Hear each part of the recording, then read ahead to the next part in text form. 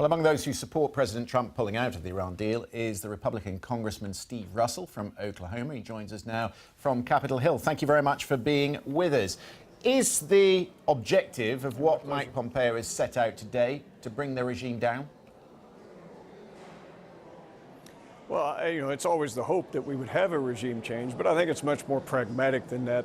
When the United States took a sanctions policy before, when Condoleezza Rice was Secretary of State, we saw a great unity among our allies and European allies in specific that brought sanctions to the point, which created a better environment.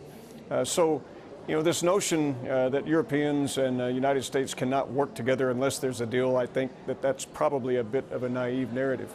What we will see is that with this deal now, we're not going to continue to have Iran be rewarded for bad behavior. The United States has seen that that doesn't work, and we've seen it in a number of other foreign policy initiatives, and now it's shifting back to Iran.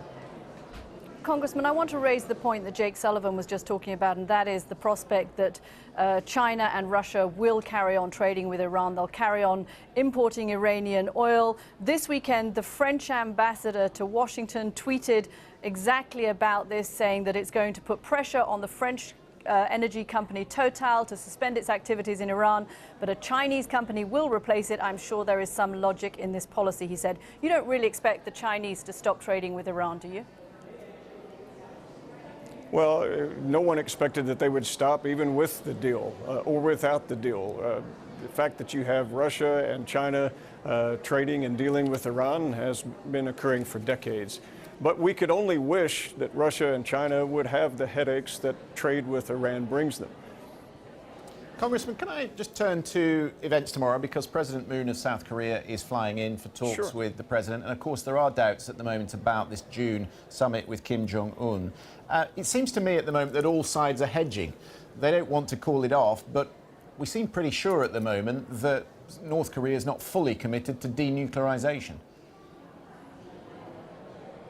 Well, I'm a bit more optimistic than that, simply because we've gotten to this point.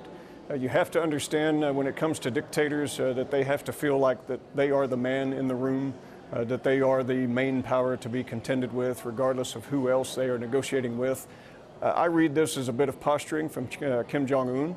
I think it's instructive that he had another go to Beijing moment to perhaps get some of the latest in terms of strategy. But in terms of whether or not we would move forward, I'm actually more optimistic. This is as far as we have gotten in bringing the head of North Korea and the head of the United States together. I don't think that Kim Jong-un wants to lose that opportunity because of the appearance of legitimacy that it gives him. And I do think that we can have some real progress at the table. One, with the official end of the declaration of the Korean War, 1953 to today. Yeah, it's probably time. The flip side of that there is a cost to this, and it is the nuclear program. We are able to find those Achilles heel-like things that will take that away, and that's what ought to be discussed, and that's what the president has made clear. Okay, Congressman Steve Russell, thank you very much for joining us. A lot clearly on the president's foreign policy.